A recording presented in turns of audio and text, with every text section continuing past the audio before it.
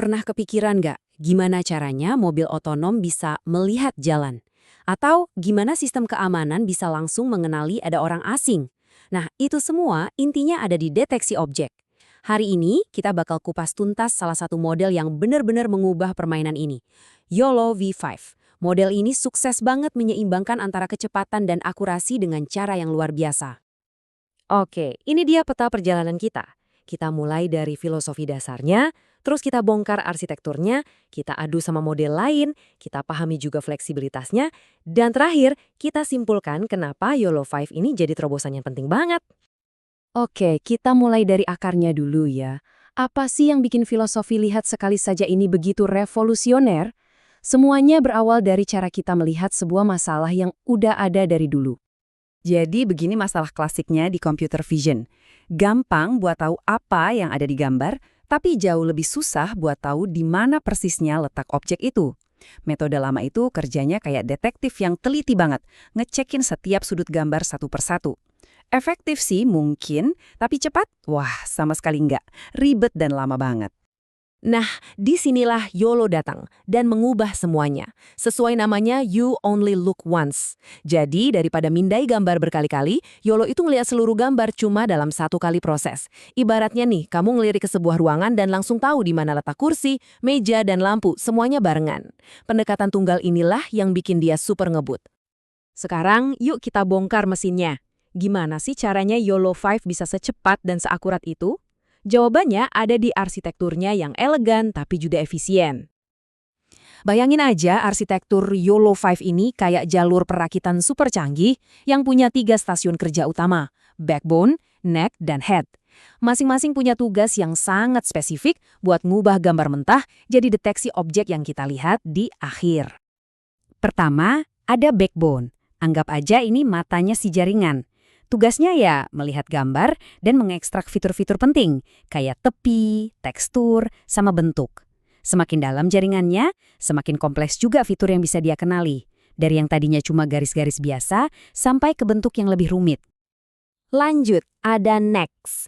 Ini bisa kita sebut sebagai pengatur informasi yang pintar. Dia ngambil semua fitur yang dikumpulin backbone dari berbagai level, baik itu detail kecil maupun gambaran besarnya, terus dia gabungin. Ini penting banget supaya modelnya bisa ngelihat objek kecil dan objek besar sama baiknya. Dan yang terakhir, head. Ini adalah pengambil keputusannya. Setelah nerima fitur yang udah rapi dari neck, head ini yang bertugas bikin prediksi akhir, di mana kotak pembatasnya harus digambar, dan itu objek apa namanya. Nah, bagian inilah yang menghasilkan output finalnya. Oke, kita udah tahu cara kerjanya. Sekarang, waktunya kita lihat gimana performa YOLO V5 kalau diadu sama para pesaingnya, termasuk sama kakaknya sendiri, YOLO V5. Pertanyaan besarnya, seberapa jago sih YOLO 5 ini kalau dibandingin sama yang lain? Yuk kita lihat angkanya langsung. Lihat deh tabel ini, angkanya bicara sendiri. Kita lihat akurasinya dulu, MAP. YOLO V5 sedikit di atas YOLO 4, tapi yang gila itu kecepatannya, 140 frame per detik. Artinya, dia bisa memproses video dengan super mulus, jauh di atas standar 30 atau 60 fps. Coba bandingin sama Faster RCNN yang cuma 7 fps. Jauh banget. Waktu prosesnya yang cuma 7 milidetik juga berarti latensinya hampir nggak kerasa. Ini penting banget buat aplikasi real time. Grafik ini bener-bener nunjukin lompatan yang terjadi. Lihat deh, Faster RCNN, wah jauh banget ketinggalan. Bahkan nggak bisa memproses video dengan lancar.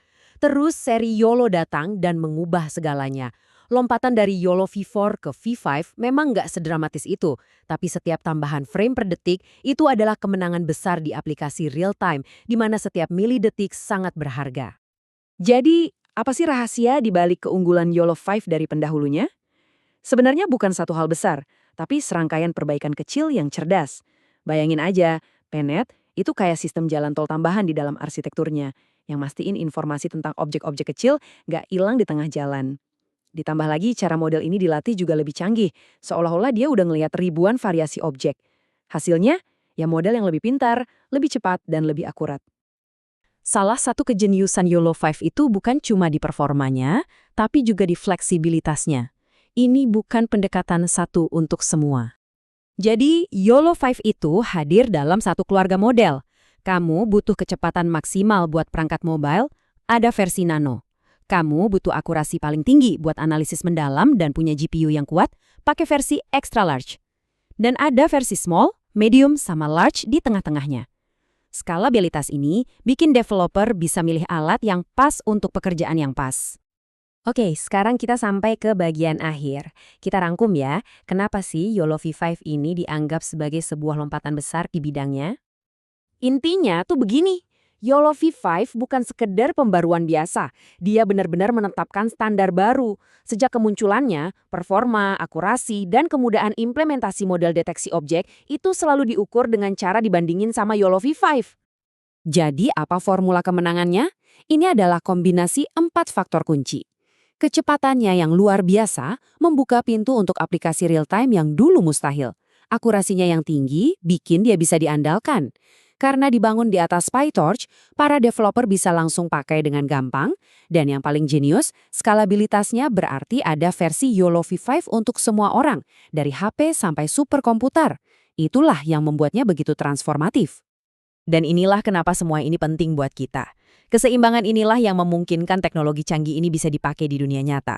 Mulai dari bantu mobil otonom bernavigasi dengan aman, ningkatin sistem keamanan, sampai bantu dokter menganalisis citra medis. Dampaknya luas banget. YOLO 5 telah menunjukkan betapa pentingnya keseimbangan. Ini bikin kita mikir, kira-kira langkah besar berikutnya dalam deteksi objek itu apa ya? Apa efisiensi yang lebih gila lagi? Atau kemampuan untuk belajar dengan data yang lebih sedikit? Atau mungkin sesuatu yang sama sekali belum kita bayangkan? Masa depan computer vision jelas bakal seru banget.